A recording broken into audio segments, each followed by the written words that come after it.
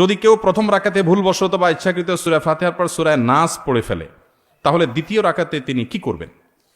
বিরাট জটিল প্রশ্ন। প্রথম রাকাতে সূরা নাস পড়ে ফেলছেন, সূরা নাসের পরে সূরাটার নাম কি? পরে কোন সূরা আছে আর নাই? তো শেষ রাকাতে, প্রথম রাকাতেই যদি কুল আউযু বিরাব্বিন নাস পড়েন, তাহলে দ্বিতীয় রাকাতে এর পরে আর সূরা নাই, দ্বিতীয় নাসে কোন দিক যাবে? সূরার ধারাবাহিকতা রক্ষা করা সুন্নাহ। নামাজের মধ্যে সূরার ধারাবাহিকতা রক্ষা করতে হয়। আপনি আগে ফালাক পড়লে পরে নাস পড়বেন। এখন নাসে যদি আগে পড়ে ফেলেন তো পরে তো আর কিচ্ছু নাই, কি করবেন? এর উত্তর হলো দ্বিতীয় রাকাতে আবারও সূরা নাস পড়বেন, এবং এর কারণে আপনার কোনো গুনাহ হবে না, যেহেতু আপনার অনিচ্ছাকৃত হয়ে গেছে। কিন্তু ইচ্ছাকৃতভাবে যদি এই কাজ করেন তাহলে মাকরুহ হবে। তাও নামাজ হয়ে যাবে, নামাজটা ত্রুটিপূর্ণ হবে, নামাজটা একটা ত্রুটিযুক্ত হয়ে গেল, মাকরুহ হয়ে গেল। অতএব যদি কেউ প্রথম রাকাতে কোনো কারণে সূরা নাস পড়ে ফেলেন, দ্বিতীয় রাকাতে আবার তিনি সূরা নাস পড়বেন।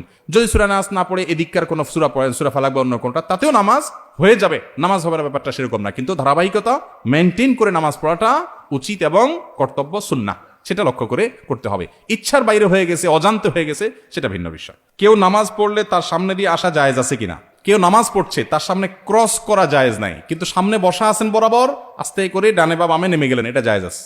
দুইটা কিন্তু দুই জিনিস।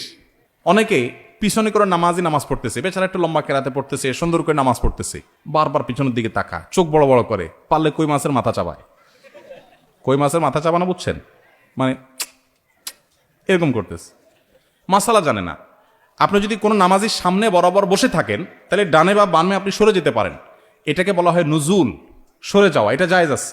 মুরুর হলো না জায়েজ। মান মাররা বাইনা ইয়াদাইল মুসাল্লি, হাদিসের ভাষ্য। মুরুর মানে হলো ক্রস, অতিক্রম, এক পাশ থেকে আরেক পাশে যাওয়া, এটা না জায়েজ। সামনে বসে আছেন, সরে গেছেন, এটা না জায়েজ না। সুউদ, মুরুর, সুউদ এবং নুজুল এই দুইটা জায়েজ, মুরুর না জায়েজ। হাদিসে মুরুর নিষেধ করা হয়েছে, সুউদ আর নুজুল নিষেধ করা হয়নি। আপনি নামাজ পড়ছেন, সামনে জায়গা ফাঁকা, জামাত দাঁড়ায় গেছে, তো আপনি পেছন থেকে সোজা নামাজের বরাবর দাঁড়ায় গেছেন, ডানেও যান নাই বামেও যান নাই, বরাবর যা দাঁড়ায় গেছেন, এটা জায়েজ আছে। আবার বরাবর সামনে আছেন, সরে গেছেন, এটাও জায়েজ আছে। না জায়েজ কোনটা? নামাজের সামনে দিয়ে এক পাশ থেকে আরেক পাশে গেলেন, এটা হলো না জায়েজ। অতএব যত দেরি হোক, যত কষ্ট হোক, সবর করবেন এবং ক্রস করবেন না। আর যিনি নামাজে দাঁড়াবেন, তারও দায়িত্ব হলো যে মানুষের চলাচলে ব্যাঘাত এরকম কোনো জায়গায় নামাজের নিয়ত করবেন না। এখন জামাতের নামাজ এক দুই রাকাত ছুটে গেছে, বেচারা সেগুলো আদায় করতেছে, তার তো কিছু করার নাই। এক্ষেত্রে সামনে মুসল্লিরা হাঁটাহাঁটি করবে না। অনেক সময় দেখা যায় নামাজেরা এক দুই রাকাত মিস করেছেন, মাসবুক হয়েছেন, তারা নামাজ পড়ছেন, আর বাকিরা উঠে হাঁটাহাঁটি শুরু করছে নামাজের সামনে দিয়ে। নবী সাল্লাল্লাহু আলাইহি ওয়াসাল্লাম বলেছেন, নামাজি ব্যক্তির সামনে ক্রস করা, হাঁটাহাঁটি করা, এটা কত বড় অপরাধ, এর শাস্তি কত জঘন্য হবে, এটা যদি মানুষ জানতো, 40 পর্যন্ত মানুষ অপেক্ষা করতো। 40 বলতে 40 দিন না বছর, সেটা নবী সাল্লাল্লাহু আলাইহি ওয়াসাল্লাম বলেন নাই। তাহলে বোঝা গেল যে ক্রস করা, অতিক্রম করা জায়েজ নাই। যত সময় লাগুক প্রয়োজন অপেক্ষা করতে হবে, সবর করতে হবে।